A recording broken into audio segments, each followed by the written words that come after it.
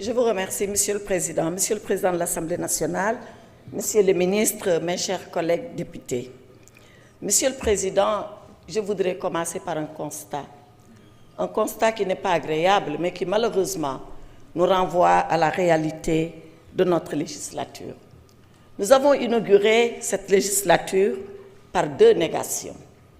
Il y a moins d'une semaine, nous avons radié un collègue député, en l'occurrence Barthélémy Diaz. Et aujourd'hui, voilà qu'on nous demande de encore rentrer dans la négation de 2 institutions de la République.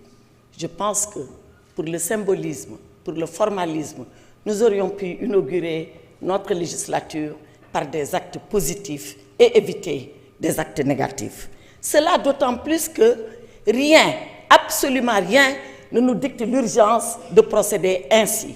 Parce que pendant que nous le faisons, dans la négation des institutions, dans la négation de nos collègues, voilà que la loi de finances initiale, elle nous attend.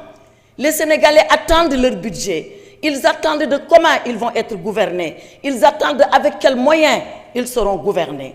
Une loi de finances rectificative également nous attend. Comment avez-vous financé les élections législatives qui n'étaient pas inscrites à la loi de finances initiale de 2024? Voilà les urgences que notre législature avait à régler plutôt que d'entrer dans les négations. Cela était votre choix, nous le respectons, mais nous le déplorons.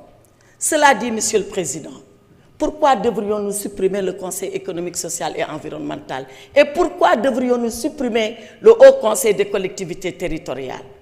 Le Conseil économique, social et environnemental existe depuis 1961. C'est une institution aussi vieille que l'indépendance du Sénégal.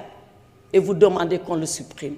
Mais quelle est l'opportunité de le supprimer? On nous dit, et je reprends l'exposé des motifs. L'exposé des motifs qui est d'ailleurs très sommaire dans ses arguments. L'exposé des motifs nous dit, sous ce rapport, le contexte national actuel laisse apparaître le besoin de resserrement de nos institutions. Besoin de resserrement. Il y a des institutions qui sont consubstantielles à l'État. Il y a des institutions qui sont vitales à la démocratie. Il y a des institutions qui sont tout simplement nécessaires pour le dialogue que nous devons avoir, les institutions et les citoyens. C'est le cas du Conseil économique, social et environnemental. Et on l'a dit ici du haut de ce pupitre pour que je ne le répète pas. Je voudrais tout simplement reprendre l'honorable député Tafsir Choy. Qu'est-ce qu'il a raison de dire si le président, si le gouvernement pense que le Conseil économique, social et environnemental n'est pas nécessaire? Qu'a-t-il à recevoir les patrons? Parce que ce sont les patrons d'entreprise, ce sont nos capitaines d'industrie, ce sont les ordres professionnels qui dialoguent ainsi avec la présidence de la République et le gouvernement. Voilà à quoi sert le Conseil économique, social et environnemental. Et dans tous les pays du monde, dans toutes les démocraties du monde, vous retrouverez une telle institution.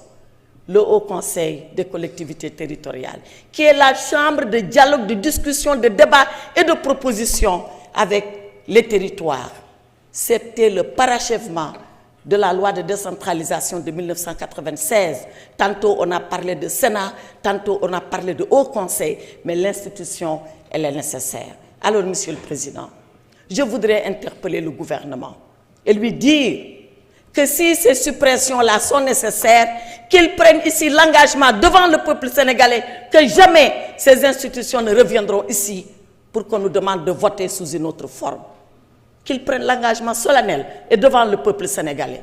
Cela dit, j'entends ceux-là qui ont dit institution budgétivore. J'entends ceux-là qui ont dit ça prend de l'argent. Si seulement le gouvernement, avec la suppression de cela, entend faire des écoles, des hôpitaux, des routes, les Badianougor et tout ce qu'on a dit, le gouvernement n'a qu'à démissionner ici et maintenant.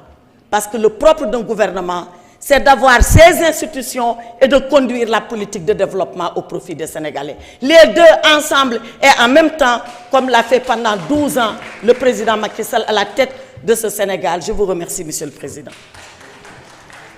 Merci beaucoup.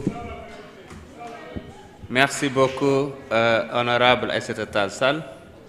Honorable Mohamed Aïb Daffé, vous avez la parole. C'est le dernier orateur.